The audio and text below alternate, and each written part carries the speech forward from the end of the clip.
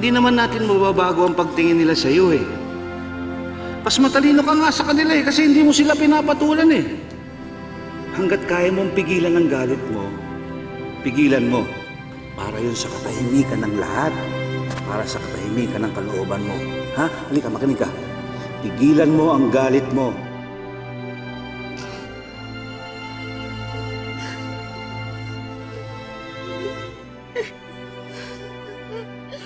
Ano itong ginagawa mo?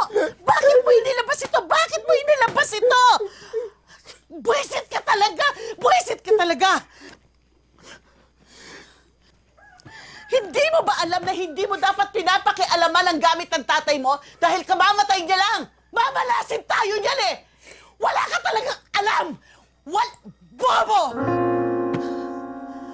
Liano, bakit mo iniwan sa akin itong mahinang utak na anak mo? Ano ka ba naman? Bakit naman? Wag po kami alala, Nay. Aalagaan kita, Nay. Hindi ako magiging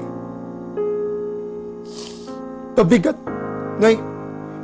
Magtrabaho pa rin po ako, Nay. Hindi ko po pababayaan. Ewan ko sa'yo. Nay! Oh, ano na naman to? Eh, ang kapatid mo! Binibuisit na naman ako! Nay, tama na. Ha? Hoy, ikaw. Hoy. Ikaw, dito ka lang sa bahay, ah. Ha? Naiintindihan mo ba yung sabi ko? Bantayan mo ang nanay natin. Dahil kami magtatrabaho kami sa Maynila. Naiintindihan mo ba yan? Yan na, nagpapadala kami ng pera para sa iyo dito. Ayokong iwan ninyo ako dyan sa kapatid niyong yan.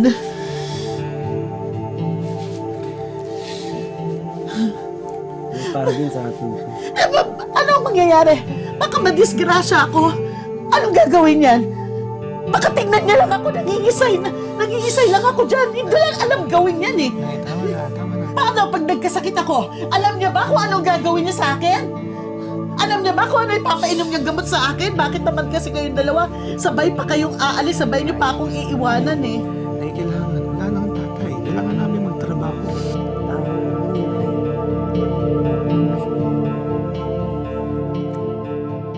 Baka mabasag yung plato, ha? Diho, kakayanin mo bang inay mo? Ngayong wala na si Manguliano. Sa mga kapatid mo. Lalo ka lang pag-iinitan, pre. Hindi ka na pag-iinitan kung mag-aasawa ka na. Kumuha ka ng sarili mong buhay. Gaya ng mga kapatid mo. Alam nyo, ako na lang yung walang sawa sa amin. Sinong mag-alaga sa nanay ko? Mabait lang talaga itong kaibigan natin. Kaya kahit mga kapatid mo, naabuso ka.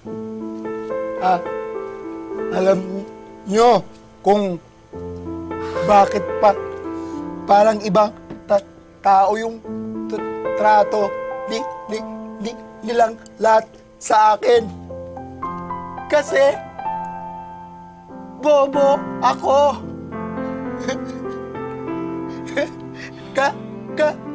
Uy! Ito, walang laman. Kasi malas ako. Hindi nyo alam yun?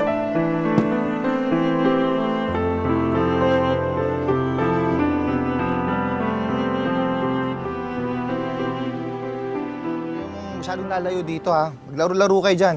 Paglaro kayo sa sisiw. Nay, kailangan ng pamilya ko na matitirhan. Inisip ko na may matitirhan naman dito eh. Oh, pagkatapos, Doon kami po ni Letty. Doon po kami sa bahay ng tatay. Tapos kayo po, dyan sa labas. Huwag kang mag-alala, papatayo ko kayo ng maliit na bahay. O kayo ni Ramon, magkasama titira doon. bakit naman isasama mo pa ako kay Ramon. Si Ramon na lang iwalay mo. Pwede naman ako sumama sa inyo dito sa bahay namin ng tatay mo eh. Nay. Bahay naman namin yan. Ako pa ang pinaalis mo dyan. Hindi naman sa ganun, Nay. Nay, maguguluhan lang kayo eh. Ng mga apo nyo, ito mo tatlo yan oh. Hindi kayo makakapagpahinga. Tsaka, Nay, hindi ko kayo mababantayan. Alam nyo naman, di ba? Nagtatrabaho ako sa Maynila. O, tsaka si Letty. Siyempre, asikasuhin niya yung anak namin. Oo nga, naiintindihan ko nga. O, ayan na pala, kapatid mo. Ah, hoy! Hoy! Ano, Manong? Ha, ikaw, ha? Ano yung nababalitaan ko? Panay inom, panay barkada mo. Hindi Manong, minsan lang. Ah, anak, anong minsan lang? Eh, di ba kagabi lasing ka? Ay, niloloko mo pa ako. Ano ka talaga eh? Ba't naglalasing ka? Hindi Manong. Anong hindi? Ay, nako, anak ko, ting mo. Pinainit mo pa ang ulo ng kapatid mo. Sige na, maghain ka na doon para makakain na tayo. Para may pakinabang ka. Sabi dito lang kayo, di ba? Kulit nyo. Dito kayo maglaro. Alam mo, dapat ka mag-asawa na yan si Ramon eh, na mawala na rin yan dito. Ano, Nay? Sabi mo, mag-aasawa? Oh! Asawa daw. Nay, wala magkakagusto na tao dyan. Mali mo. Wala, Nay. Eh kung tayo nga, di ba? Hirap sa pag-intindi sa kanya. Ibang tao pa kaya. Okay na yun, Nay. Basta siyempre, ito ulit yung mga gamit. Basta, Nay, doon na kami, ha? Oh, laki Pa. Bilisan mo ng konti, Ramon. Tinanggap na lamang ni Ramon ang lahat ng sinabi at inutos ng kanyang kuya Anyan. Sige pa, sige pa. Oh,